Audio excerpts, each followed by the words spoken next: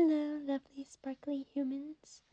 I wanted to talk about how I picked out my sketchbooks and just like other art supplies because I thought it might be useful for people. There's like literally so many reviews and things online. Yeah, I haven't seen like methods of buying things. Not that I'm gonna tell you a method. Really, it's just talking through my thought process and hoping that you can somehow relate or use it or get ideas or whatever. Um, anyways, here's the too long didn't read for the people who put videos on double speed because people talk too slowly or too much, which no worries, takes one to know one. Number 1, make mistakes and learn from them. Like literally just you gotta go out and like get a sketchbook and then realize it's horrible and then get a better one. Number 2, use other people's blogs. Like seriously, it's so helpful. As long as it's, a reliable person. Number 3, know yourself as an artist. So like if you like doing landscapes or whatever, maybe don't get a square sketchbook, do a whatchamacallit, the rectangle thingies, A3 or whatever they're called, I don't know.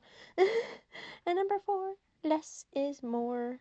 Don't just buy every single art supplies on the planet. Then again, my audience is all like starving artists, so I don't think you're gonna do that, but you don't need nearly as much as you think you do. The art supplies does not make the artist. The artist somehow makes something extraordinary with really bad art supplies. Anyways, back into this video. Be warned, I am such a nerd. I research so much before I get anything. If there's a complete antithesis, opposite to impulse buyers, that's me. I take at least 3 months of overthinking before buying stuff, and around 6 months for art supplies. If you think I'm joking, like, ask my sister. Genuinely, I will stare at it and just, like, not do anything about it for months at a time. But also, my best teacher has been experience and many, many, many, many, many mistakes. Most of my preferences I've learned from my first sketchbook, which was horrendous. But I'm still really proud of the things I drew in it. Yeah. Anyways, as I said before, the most important part is other people's reviews and blogs and stuff. These are live human beings who've tested it out and likely have more expertise. And like know what they're talking about, unlike me. I looked up ranked lists of sketchbooks or like a medium or whatever, and then I look around for ideas, scour websites, blogs, anything about like potential candidates of what I want to get.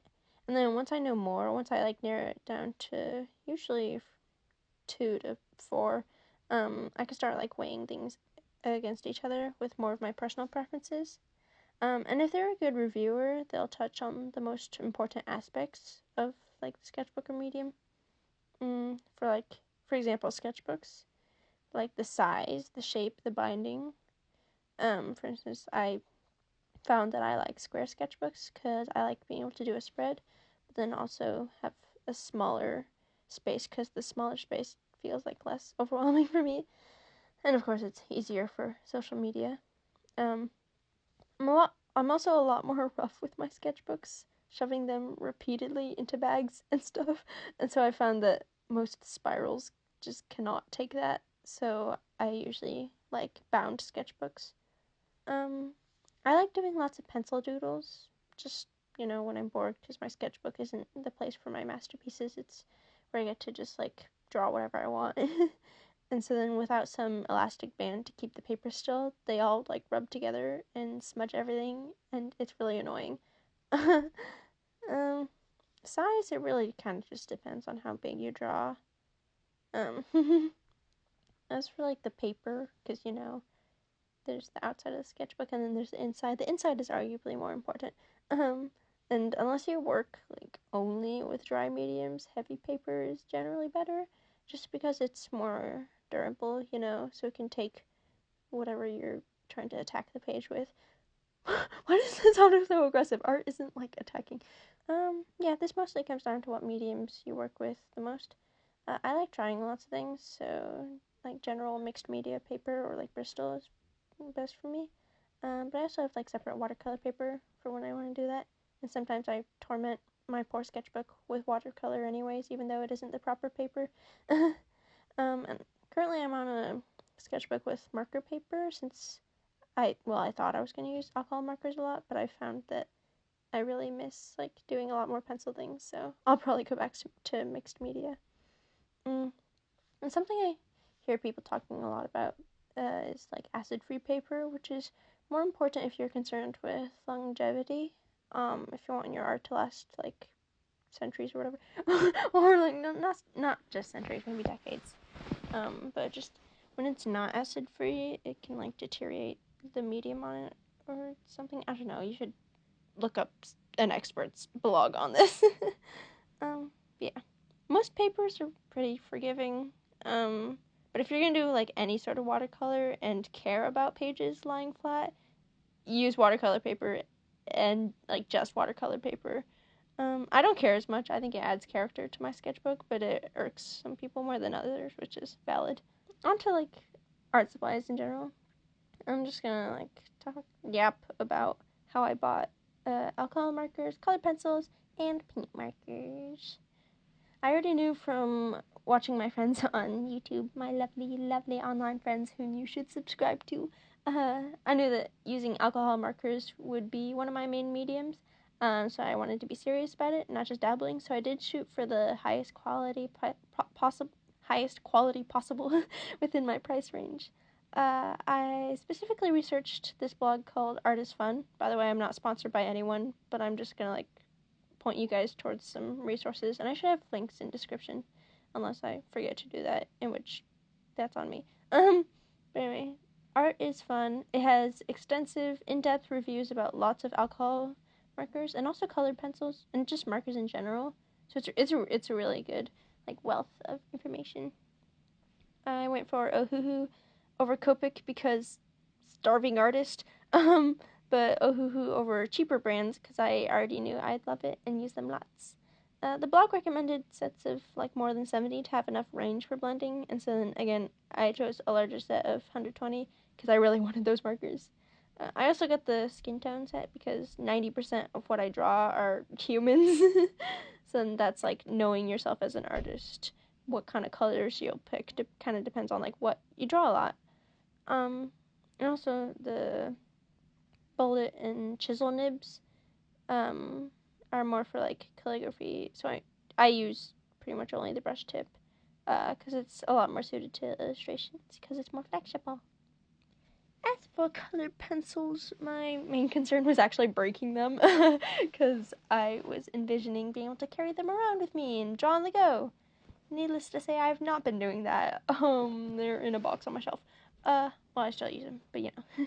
But because I was worried about that, I did not buy classic Prismacolors because they're very soft and also very expensive, and I wasn't really sure about how much I'd be using the colored pencils.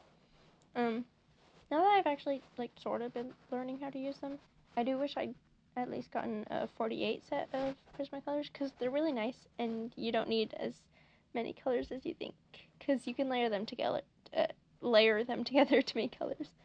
But alas, I got the cheaper brand of Arteza and a 72 set, which was more than I needed, but oh well. And I've had fun messing around with them, though I haven't gotten around to drawing something like more seriously with just colored pencils. The best part for me is using them with my alcohol markers because I can go back and add details and nuances that I can't as easily do with markers. Plus like texture and stuff. It's also kind of fun to sketch. Kind of like sketching with pens because there's no erasing and stuff. And so there's like freedom to it, like less pressure for perfection. And you can like shade easier with them than pens. And now with like the direction of my art style, I've been using them for colored like line art. I really like it. Yeah. Paint markers, definitely just dabbling. I'm not like seriously trying to make amazing artworks with them. I just wanted to paint rocks and number my sketchbooks spines. Just very chill dabbler. But I kind of just went through the same steps. Search Google for people's blogs, ranking brands, prices, find a few candidates, compare, and then choose. I opted for as cheap as possible that had enough variety of colors, because like Posca is Harad and all that stuff, but literally the only thing I could find is sets of 6, and I really do like my colors. So yeah, and so I got the Arctics, yeah, 60 set of anime colors, because that one had more skin tones. Again, I draw mostly humans. I've noticed a recurring mistake as I was like looking over buying art supplies, which is getting more than I actually need. I have far too many Sakura ink pen fine liner things. Yeah. As those were actually the first art supplies I bought, along with my first sketchbook that I actually finished. I only use like 3 or 4 of them now, and like none of the gray ones I got. Though when they were like one of my primary mediums, I used them more. But now that I'm branching out, I don't. They're kind of collecting dust. And this kind of naturally came about as my art style shifted. And so now I use colored pencils for liner. But still, I wish I hadn't bought as many.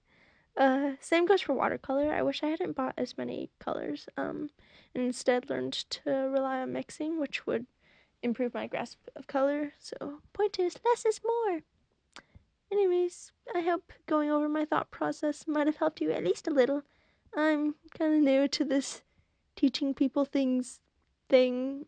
So please keep in mind, I am not an expert, and take everything I say with a grain of salt. Or as a grain of salt. Wait, what's the expression? Why are people putting, like, taking salt? Something about salt. Go do art and eat salt. I don't know.